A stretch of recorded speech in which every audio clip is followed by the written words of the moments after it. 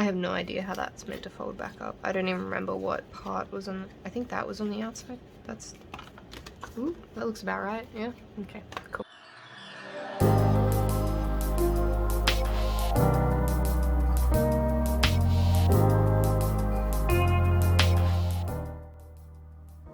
Hey pals, it's Mick, and it's been a while, I guess. So there's a few reasons why it's been a long time since I have been on YouTube. If you're following me on Instagram, you'll probably have seen that I have posted a few things. I keep promising to come back and don't, and that's for a few reasons, none of which I really want to get into today, which is part of the reason that I'm doing this video instead of the video that I was going to do, which again, if you followed me on Instagram, you might know I had intended to put up a plan with me and explain why I didn't come back when I was going to come back. So the long and short of it is I got a new job in February, and that makes it really difficult for me to sit down, make art, film it and edit it, and then eventually get it onto YouTube. So I had a couple of videos lined up for when I started my job, but when I was looking back on them, I decided I didn't like them anymore. The quality of the art, I didn't like it anymore. You might have seen as well if you follow on Facebook, I can't remember if I mentioned it on Instagram or not, but one of those videos was going to be a redraw of a piece that I did, I think it was 7 or 8 years ago. It was a digital art piece of Pocahontas, and I wanted to recreate that traditionally, and I did. I didn't really like it. Hang on, I'll show it to you. So here she is, and I'll put up the previous image here, and as you can see, I didn't really feel like I'd improved that much, which was part of the reason that I didn't want to post it. But if you do like this, I have a fully edited video. I just stopped short of doing the voiceover because I didn't like it, so yeah, that's that on that. But anyways, there were a couple of pre-filmed videos that I had and decided not to put out because I just didn't like them, and I just didn't. So I got a full-time job and I didn't post videos during that time because it was just too much for me. Going straight from being, well, I was technically unemployed for like 6 months, and then I went into a customer-facing job where everything was like fresh out of lockdown, and it was just a lot. It was a lot of mental energy, and I'm an introvert, so it was really difficult for me. And then I sat down to film a July plan with me, which in fact I will show you as well. So I sat down and filmed this theme, and I guess I'll just flip through it because I'm probably not going to put it out. I just thought I wanted to make a theme surrounding computers. I sort of wanted to make it look like Windows 95, got some word art here. I used like files for the calendar. And as you can see here, I had a really low plateau this month. And that's because on Monday, the 5th of July, my bird Atlas, who you've probably seen around if you've seen a couple of my other videos because she's always sticking her head in everything and demanding attention and chewing on stuff. On the 5th of July, Atlas had an accident, and she was pretty badly injured. We rushed her to the emergency vet, and they stabilized her, and she seemed like she was going to be okay. But they also had to give her some medication. She had anti-inflammatories, antibiotics, and opioids to treat her pain, and basically she didn't make it through the night. So that's another reason why I haven't been posting, because the week I was going to come back, my bird died. I'm sure my channel isn't big enough to get all the comments saying what I could have done differently or whatever, but I just wanted to mention as well that I wasn't sure, I'm still not sure, I didn't want to Google it, I don't want to torture myself. I wasn't sure if birds could have opioids. She was just a little cockatiel, but I asked the vet at the time. They weren't a specialised vet because it was outside hours. It was like 8 o'clock at night when she hurt herself, so I couldn't go to a specialised avian vet. I had to go to the emergency vet, and they assured me that they would use the the amount that was appropriate for a small bird. So I believed them, I trusted them. I'm not saying that they're the reason that she's not here, I'm just saying that was something that I was concerned about. And as much as I don't know if that's what caused it, it's also what meant that she could go peacefully without any pain. So yeah, I don't know if birds are allowed to have opioids. I don't want to hear it in the comments whether they are or not. Like I said, I'm sure my channel isn't big enough to kind of attract those sorts of comments or those sorts of people yet, but just in case, I don't want to know about whether or not birds are supposed to have opioids. If the answer is that they are, then she's gone anyway. If the answer is that they aren't, then she's gone anyway. I can't change it. The other thing is, the accident that she had, I feel like it's my fault because she was completely dependent on me and it was my responsibility to keep her safe, and I didn't, and she hurt herself, and that's why she's not here. So yeah, it was a really painful experience, and maybe some people think, oh, it's just a bird. A lot of people think that you can't get attached to small animals the way that you can a dog or a cat or even a family member, but she was family to me. She was my baby and I loved her a lot. And it's times like these that I am glad I don't show my face in my YouTube videos. Anyway, longest intro ever. Sorry for treating you like my therapist. Basically all that to say, there's been a couple of reasons I haven't been posting on YouTube, and now I would like to break that streak and show you a bit of an unboxing and maybe do a small painting. I don't know if I'm going to get into painting or if I'm just going to do a bunch of sketches and swatch testing at this point, but I guess we'll see. Thanks for listening, pals. I'm gonna get into it now. So I have ripped all of the things off of this box that show my address, which is why it looks a little bit scruffy right now, but I have not opened it. It is a sealed box because I wanted to open it on camera with you, and it's been sitting on my bench for about a week now because this is from Art Supplies Australia and they shipped really fast and I was really impressed. So some of you might remember that in the past I ordered Art Spectrum gouache, and I was wondering if Winsor & Newton gouache is actually that much better, because I've heard that it is. And it's also really expensive, so I waited until it went on sale and then I made this order.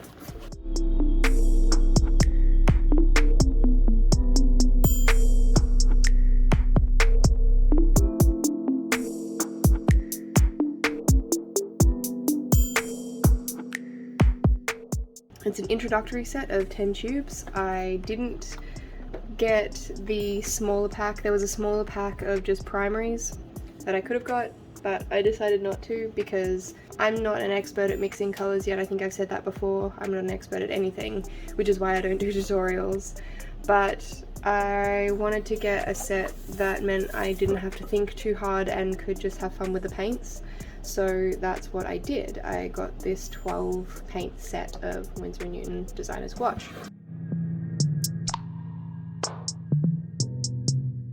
I also got a new sketchbook. Not because the one that I have is almost out, but because I wanted to sort of have like a sketchbook for fun and a sketchbook that I actually try to make look nice. I know that that might seem a little bit counterintuitive, like a sketchbook's meant to be a sketchbook, it's meant to be messy, it's meant to be rough, but I struggle with that, so I thought I would have a little book where I could do things that wasn't so important to me and could be sketchy, and that's what this is. It's just like a watercolor page Winsor & Newton notebook, and I figured that I could also use gouache in this one, so I got that. And finally, if anybody knows me, they know that I have a bit of a brush obsession, so of course I couldn't make an order without buying some paintbrushes, and every other time I have bought paintbrushes from Art Spectrum, I have just got like regular sets of brushes that could be for whatever. These ones were specifically marketed as watercolor brushes. I'm now seeing that they say watercolor, acrylic and gouache, so I don't know if they're going to hold water the same way that a watercolor only brush would, but I guess we'll find that out today as well. Okay, so I guess before I get to sketching, I should crack these open and have a look, because probably the first thing I'll do is some swatches.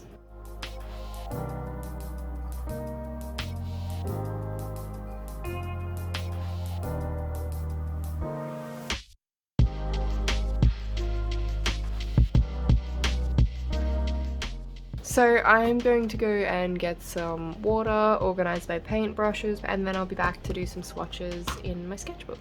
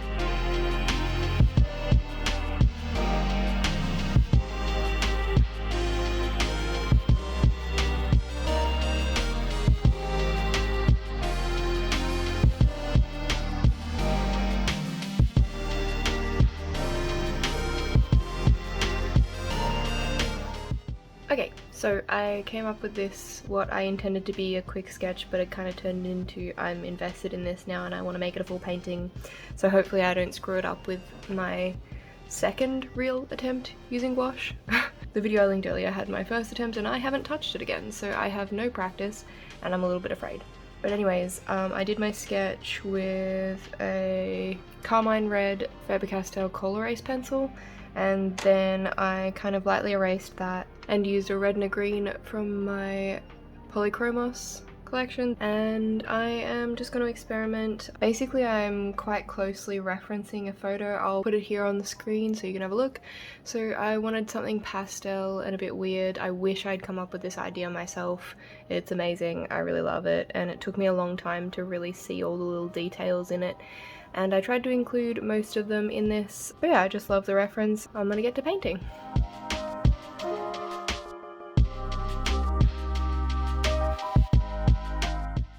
So I started off here with a nice light, very diluted with water wash, and I did this because it is something that I've seen other people do and something that I picked up on as a tip after doing my first gouache video with the Art Spectrum gouache paints. And so I thought I would build it up in layers and slowly get the paint to be thicker and thicker, because I have noticed that that seems to be how other people do it and it seems to work for them.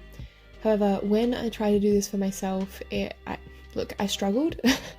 I think a lot of the artists that I watch actually use acrylic gouache, and I don't think that I was using acrylic gouache. I think that this is just regular gouache, and that means that it is water activated. So I do find that it is a little bit more difficult to activate or reactivate than watercolor is, but it still does reactivate, so it's a little bit more difficult to blend. And so when I got up to, as you can see here, the thicker sort of paint that I was trying to work with, I was finding a little bit more difficult to blend. However, when I'm at this part, I don't know why I went back in and tried to change anything, because it is the best blending that I had, and then I kind of ruined it with the thicker paint.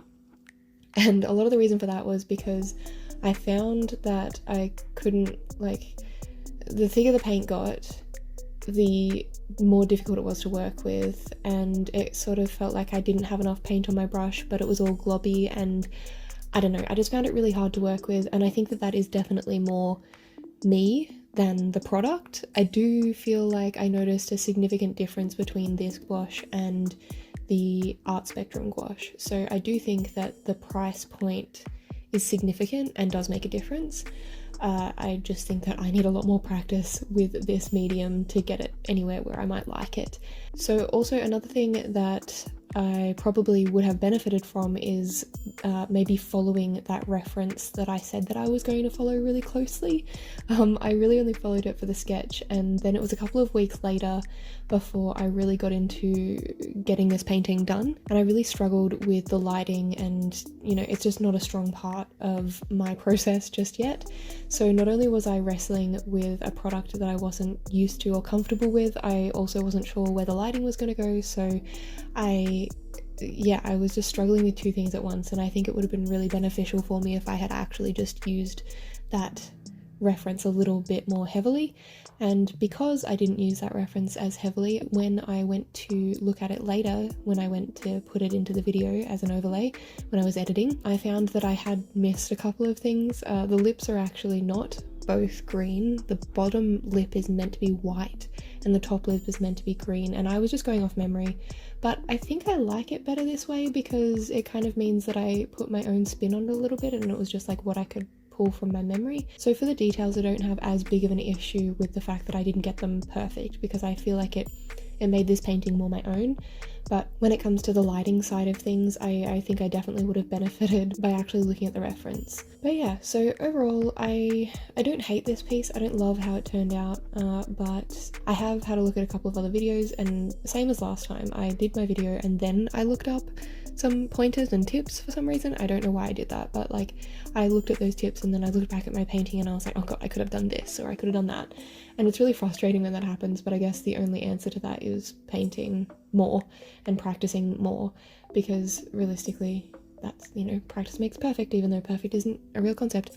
Anyway, so yeah, maybe my favorite part of this painting is the eyelashes, and I have looked at it after finishing the painting and thought maybe I could add a little bit more dimension to them, add some like lighter parts and darker parts. But part of gouache, or the way that I've seen a lot of people use gouache, is that it is a really good medium for laying down a nice flat colour. I don't even know how to explain how gouache looks. It's just like really appealing, really matte and really solid. And I think that's why I like her eyelashes so much. They just sort of add this lovely pop to the eyes when all around them are much lighter values. And so yeah, I did end up really liking her eyes and the little details, the pearls and pills on her face. I really like those. But the painterly quality of her skin tone, I really wanted it to be more blended, but I just couldn't achieve it. And I think maybe I didn't need to have the paint as thick as I did, and I have this notion in my head that gouache has to be really thick at the end of it, like on your final layers. I'm not sure why, but yeah, something to consider when I go forward.